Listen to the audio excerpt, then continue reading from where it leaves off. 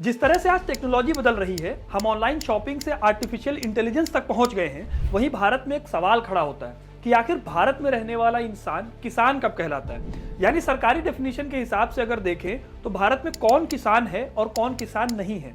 अगर आपसे सवाल किया जाए कि किसान किसे कहते हैं, तो आपके दिमाग में कहीं ना कहीं एक ऐसे इंसान की तस्वीर आएगी जो हर साल फसलें उगाता है, उन फसलों को पानी देता है, सिंचाई, बुआई और फसल को मंडी में ले जाकर बेचने तक का सारा काम करता है, और आपके हिसाब से वही किसान कहा जाता है। अब जो लोग गाय भैंस या फिर पालतू जानवरों की खेती करते हैं और फॉरेस्ट्री करते हैं, उन लोगों को भी आप फार्मर्स कह सकते हैं। लेकिन भारत में कानूनी रूप से किसान वही हो सकता है जो सरकारी डेफिनेशन को मीट करे, क्योंकि इंडिया में कोई कितनी भी खेती, कटाई या फिर बुआई जैसा काम करता हो, लेकिन अगर वो गवर्नमेंट की जो डेफिनेशन है उसमें फिट नहीं होता, तो उसे किसानों के लिए चलाए जाने वाले किसी भी सरकारी सब्सिडी और प्रोग्राम का हिस्सा नहीं बनाया जाएगा। एग्जाम्पल के लिए आप प्रधानमंत्री किसान योजना को देख सकते हैं। Definition of farmer in India वाले सवाल के जवाब में हमारे एग्रीकल्चर मिनिस्टर नरेंद्र सिंह तोमर ने पार्लियामेंट में लिखित में एक जवाब दिया था। उन्होंने कहा था कि एग्रीकल्चर एक ऐसा टॉपिक है जो सेंटर नहीं बल्कि स्टेट लिस्ट के अंदर आता है, जो भारत के संविधान में किसानों के लिए अलग अलग कानून बनाती है, जैसे कि एग्रीकल्चर लैंड कौन खरीद सकता है और उसकी खरीद बिक्री पर कितना टैक्स लगेगा, किसान को अपनी कमाई पर टैक्स देना होगा या नहीं देना होगा, ये सब स्टेट लिस्ट के द्वारा ही तय किया जाता है। लेकिन इस लिखित जवाब में भी कृषि मंत्री ने कोई डायरेक्ट या फिर क्लियर कट जवाब नहीं दिया, क्योंकि डीप डाउन जाकर अगर आप देखेंगे तो आपको पता चलेगा कि हमारी सरकार के पास कोई स्पेसिफिक डेफिनेशन ही नहीं है कि फार्मर कौन होता है। अब ऐसे में सवाल उठता है कि सरकार के पास जब कोई डेफिनेशन ही नहीं है तो कैसे डिसाइड होता है कि कोई किसान है या फिर नहीं। तो चलिए इस बात को समझते हैं कि इंडिया में फार्मर होना कितना मुश्किल है। फार्मर की बात करते वक्त अगर हम जमीन की बात नहीं करेंगे तो बात अधूरी रह जाएगी, पूरी ही नहीं हो पाएगी। आपको जानकर हैरानी होगी कि आमतौर से भारत में कोई लैंड ओनर यानी जमीन का मालिक किसान बन जाता है, यानी ये हमारे सवाल का एक फाउंडेशन फैक्ट है। अब यहाँ पर एक इंटरेस्टिंग बात आती है कि आज जो जमीन के मालिक होने पर किसान का ठप्पा लग जाता है, वो बहुत ही रिसेंट चीज है, ये कोई पुरानी चीज नहीं है। क्योंकि अगर हम अपने इतिहास को उठाकर देखेंगे तो आज से करीब 3500 साल पहले हमारे यहाँ खेती करने के मेथड डेवलप हो गए थे, लेकिन उस समय जमीन पर किसी का मालिकाना हक या फिर अलग अलग जमीन एग्जिस्ट नहीं करती थी। इसके बावजूद जो लोग उस कलेक्टिव लैंड पर एग्रीकल्चर मेथड को प्रैक्टिस करके खेती का काम करते थे, उन्हें किसान कहा जाता था। लेकिन आज ऐसा नहीं है। तो आइए इसे समझने के लिए इतिहास में थोड़ा पीछे चलते हैं। 1500 बीसी में हमारे देश में वैदिक एरा का टाइम था। वैदिक पीरियड में जो हमारे पूर्वज थे वो इंडियंस और ईरानियन फार्मर्स के मिक्सचर थे।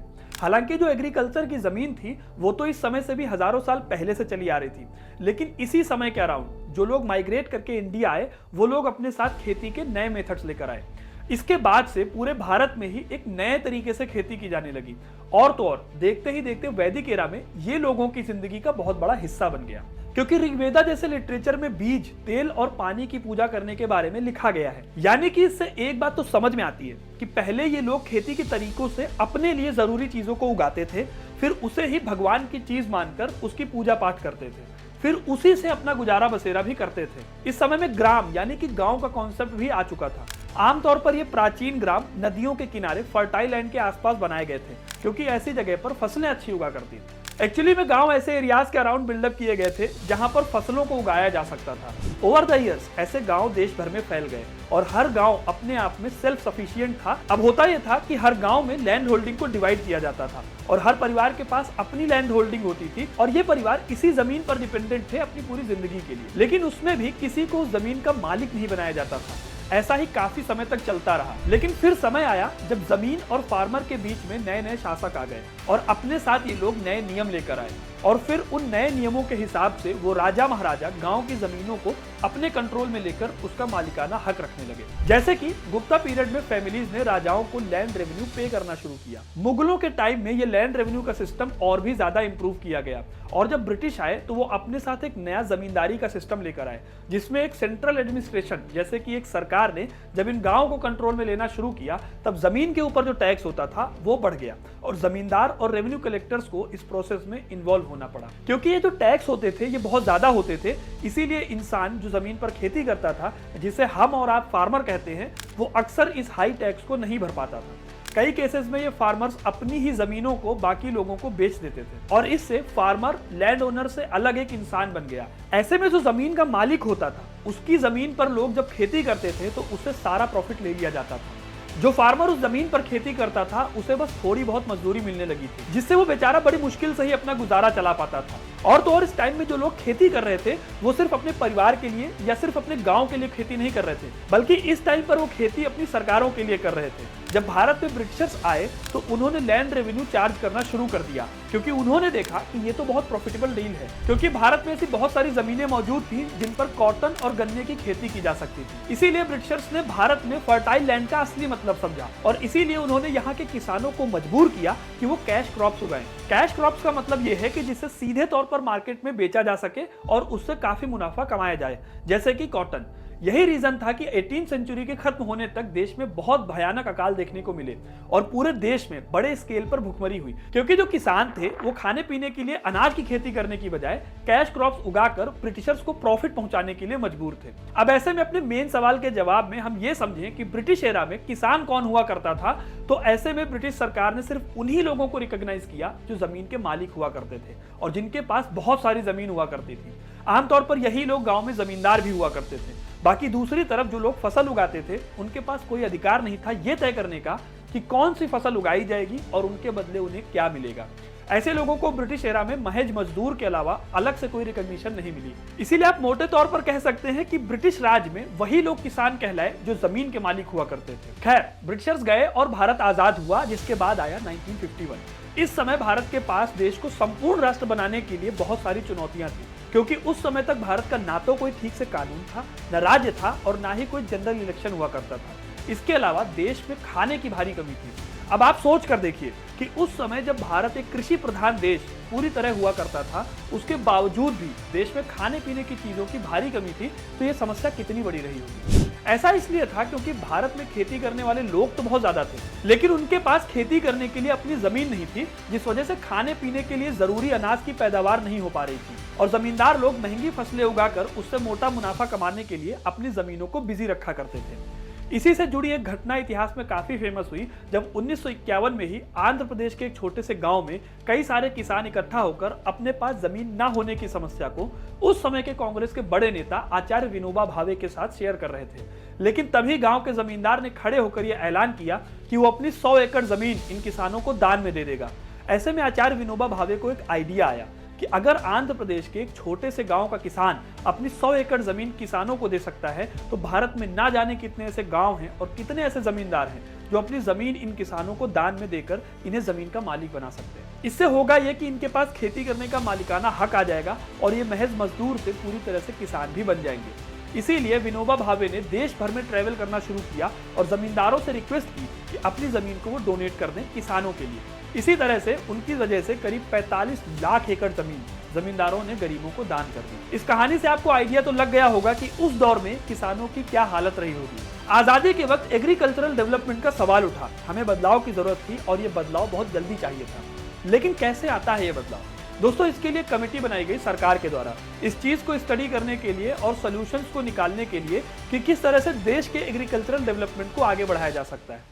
इस कमेटी का नाम था कुमारप्पा कमेटी। जो सॉल्यूशंस इन कमेटी ने सजेस्ट की हैं उसे नाम दिया गया लैंड रिफॉर्म्स। लेकिन यहाँ पर हमें यह भी नहीं भूलना चाहिए कि संविधान में एग्रीकल्चर को स्टेट लिस्ट का सब्जेक्ट माना गया है, यानी ये अलग अलग राज्यों में अलग अलग हो सकता है।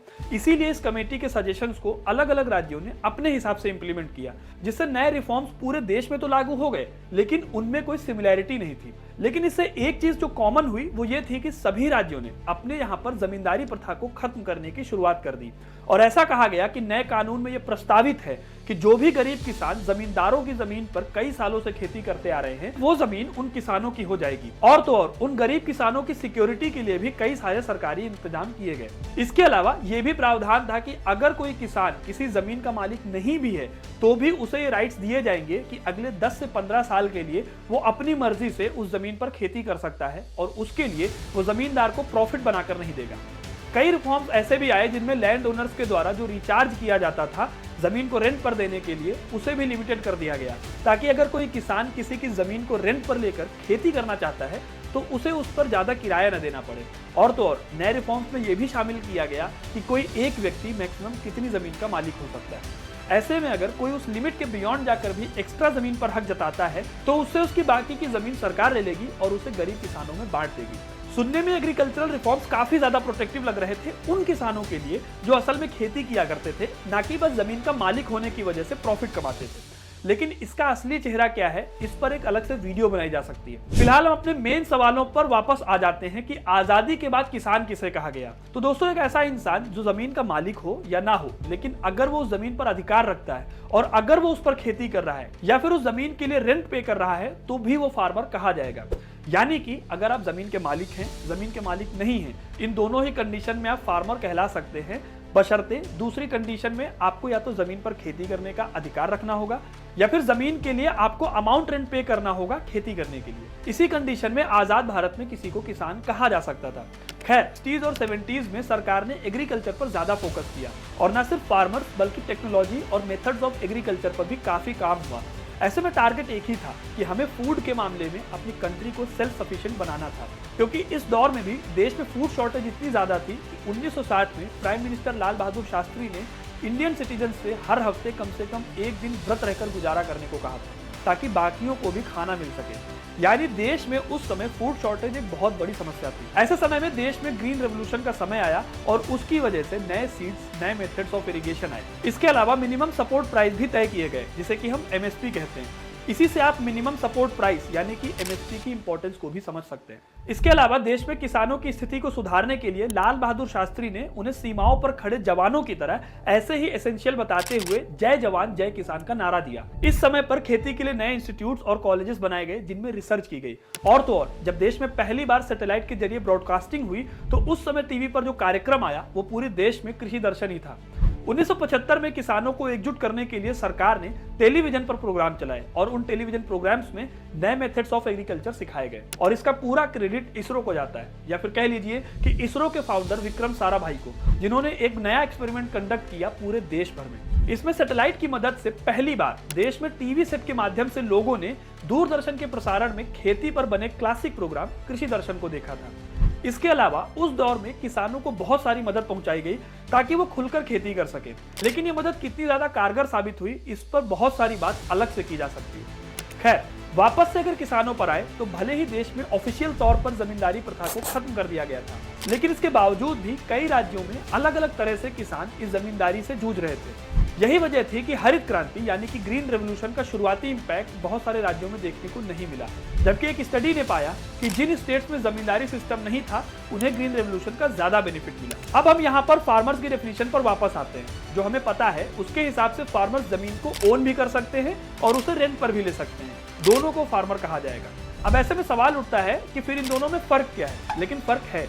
फर्क ये है कि जब नई टेक्नोलॉजीज इंट्रोड्यूस की गई तो जो किसान अपनी जमीन पर खेती कर रहे थे उन्होंने नई टेक्नोलॉजीज में बहुत सारा इन्वेस्टमेंट किया, क्योंकि ये बात साफ है कि अगर आपकी खुद की जमीन है और आप उस पर खेती कर रहे हैं तो आप उससे और ज्यादा पैदावार करने के लिए टेक्नोलॉजी में इन्वेस्ट करने से पीछे नहीं हटेंगे। लेकिन जो फार्मर्स लैंड ओनर्स नहीं थे, जो खुद से खेती नहीं कर रहे थे, उन्होंने इतनी इन्वेस्टमेंट नहीं की। इससे हुआ क्या? हुआ ये कि जिन स्टेट्स में ज्यादा लैंड ओनर्स थे उनके यहाँ ज्यादा ग्रोथ देखने को मिली और जहाँ कम लैंड ओनर्स थे वहां पर ग्रोथ कम रही। लेकिन दोस्तों, देखते ही देखते यहाँ पर पॉलिटिक्स भी इन्वॉल्व हो चुकी थी। दरअसल हुआ ये कि सरकार को लगा कि अगर वो खुद से एग्रीकल्चरल टेक्नोलॉजी में इन्वेस्ट करती है तो फार्मर्स पर इसका ज्यादा दबाव नहीं होगा और वो खुद भी खुश होकर अपनी क्षमता के अनुसार सरकार को देखकर इन्वेस्टमेंट करेंगे, क्योंकि उनके पास नई टेक्नोलॉजी की मदद से ज्यादा पैदावार का प्रूफ होगा। शुरुआत में सरकार इरिगेशन, सीड्स और ह्यूज मशीनरी में इन्वेस्टमेंट के बारे में सोच रही थी, लेकिन उसके बाद सरकार ने ऐसे एरियाज में भी इन्वेस्ट किया जहां से सरकार खुद प्रॉफिट ले पाए। तो ऐसे में कमर्शियल फार्मर्स जो कैश क्रॉप्स उगाते थे उनकी बड़ी ग्रोथ हुई और जो फार्मर्स छोटे खेतों में थे, गांव में थे, उनके लिए पॉलिटिकल कनेक्शंस इतने अच्छे नहीं थे, वो लूज आउट कर गए, क्योंकि सरकार की तरफ से जो टेक्नोलॉजिकल सपोर्ट दी जा रही थी वो आमतौर से उन्हीं किसानों तक लिमिटेड रह गई जो सरकार को उसके बदले में ज्यादा फायदा दे रहे थे। ऐसे में माहौल ये हो गया कि जो लोग खेती करते थे उन्हें फार्मर्स तो कहा जाता था, लेकिन जिन किसानों के पास उनकी खुद की जमीन नहीं थी और साथ ही जिनका कोई बढ़िया पॉलिटिकल कनेक्शन नहीं था, वो किसान होने के साथ साथ किसान होने का डिसएडवांटेज भी झेलने लगे और पॉलिटिक्स ने फिर से देश के किसानों को डिवाइड कर दिया। ओवर द ईयर्स कई सरकारें आई और कई सरकारें गई, सेंट्रल गवर्नमेंट ने नए लॉज और तरीके इंट्रोड्यूस किए जिससे किसानों की मदद हो सके, और इसी में सबसे बड़ा तरीका सामने आया था, वो था एमएसपी का। एमएसपी यानी मिनिमम सपोर्ट प्राइस, जो कि एक फिक्स प्राइस था जिसे एक सरकारी बॉडी जिसका नाम था commission for agricultural cost and prices, वो डिसाइड करती थी। ये डिसाइड करती थी कि क्रॉप का प्राइस क्या होगा। ये अलग अलग फैक्टर्स को देखते थे कि सीड्स को खरीदने में कितनी कॉस्ट लगी है और फसल को उगाने में कितनी कॉस्ट लगेगी। इसके अलावा इसमें सिंचाई की कॉस्ट और लेबर हायर करने की कॉस्ट को भी मॉनिटर किया जाता है, और फिर ये मार्केट की डिमांड और सप्लाई को भी देखते थे और उसके बेसिस पर ये डिसाइड करते थे कि किसी फसल की एमएसपी कितनी होनी चाहिए। ये सब तय किया जा रहा था ये करने के लिए कि किसानों के ढंग से कमाई हो पाए। लेकिन फिर भी इतना सब होने के बाद भी आज के दिन किसानों की देश में हालत देखिए कि ज्यादातर फार्मर फैमिली सिर्फ 6,000 रुपए महीना कमा पाती है। ऐसे में सवाल यह है कि उन्हें कोई बेनिफिट क्यों नहीं मिल पा रहे हैं। इन सारे प्रोग्राम्स के पीछे कई कारण हैं, लेकिन मोटे तौर पर जो सबसे बड़ी वजह समझी जाती है वो ये है कि 85% से ज्यादा फार्मर हमारे देश में 5 एकड़ से कम जमीन पर खेती करते हैं। आज भारत की खेती में 70% से ज्यादा जो वेजिटेबल और दूध हम कंज्यूम करते हैं वो स्मॉल फार्मर्स की वजह से ही प्रोड्यूस हो पाता है। और तो और बाढ़, सूखा और खराब फसल की वजह से सबसे ज्यादा नुकसान भी इन्हीं लोगों का होता है, जिसे जब ये अफोर्ड नहीं कर पाते तब इन्हें अपने खेतों पर लोन लेना पड़ता है। ऐसे में इन छोटे किसानों के लिए ये एमएसपी वरदान है, क्योंकि ये बहुत ज्यादा इन्हीं पर डिपेंड करते हैं। इन फार्मर्स के लिए ये भी कहा जाता है कि ये एमएसपी इसलिए भी बहुत जरूरी है क्योंकि जो फसल आप मंडी में बेचते हैं उस मंडी को सरकार के द्वारा ही कंट्रोल किया जाएगा। अगर प्राइवेट प्लेयर्स भी यहाँ पर आएंगे तो वो प्राइस को बढ़ा देंगे। इसीलिए आप देखेंगे कि आमतौर से लोग एग्रीकल्चर को छोड़कर किसी दूसरे तरीके के व्यवसाय में काम करने लग रहे हैं। लेकिन अगर आप पूछे कि आज के दौर में अगर कोई बिना एग्रीकल्चर बैकग्राउंड के किसान बनना चाहता है तो उसे क्या करना पड़ेगा। अब कुछ स्टेट्स में ऐसे रूल हैं कि कोई भी अगर एग्रीकल्चरल लैंड को खरीदता है तो वो फार्मर बन सकता है, लेकिन दूसरी तरफ कुछ स्टेट्स जैसे कि यूपी में, जहां पर अमिताभ बच्चन ने जमीन खरीदी थी, जहां पर ऐसे रूल्स हैं कि सिर्फ फार्मर्स ही जमीन को खरीद सकते हैं। इसके अलावा दूसरा तरीका यह है कि आपके पेरेंट्स या फिर ग्रैंड पेरेंट्स अगर फार्मर्स हैं तो आप भी किसान बनने के लिए क्वालिफाई कर सकते हो। और तो और अगर आप देश में कोई भी एग्रीकल्चरल लैंड को ओन करते हैं तो भी आप फार्मर बन सकते हैं। ऐसे में अगर आप किसान बनना चाहते हैं तो इसका कोई एक जवाब नहीं है, बल्कि स्टेट में इसके लिए अलग अलग नियम और कानून हैं। इसके अलावा what makes you a farmer, इस सवाल का कोई सीधा जवाब नहीं है। अगर आपने जमीन खरीदी है वो भी ऑन पेपर तो आप एक फार्मर हो, लेकिन जब आप मंडी में जाते हो सब्जियां खरीदने तो अक्सर ये सब्जियां ऐसे किसानों से आती हैं जिनके पास कोई जमीन नहीं है। अगर आप अपने लोकल दूध खरीदने वाले के पास जाते हो तो हो सकता है वो नेशनल पॉलिसी के अकॉर्डिंग फार्मर की डेफिनेशन में आता हो, लेकिन सरकार शायद उसे रिकॉग्नाइज ना करती हो। आने वाले सालों में ये देखने वाली बात होगी कि सरकार इस फार्मर की डेफिनेशन को कैसे बदलती है और उन छोटे किसानों तक कितना लाभ पहुंचता है। तो दोस्तों, आपकी इस मामले में क्या राय है हमें कमेंट करके जरूर बताएं। साथ ही इस वीडियो को लाइक और शेयर करना ना भूलें और हमारे चैनल को सब्सक्राइब कर लें ताकि ऐसी इंटरेस्टिंग नॉलेज आप तक पहुंचती रहे।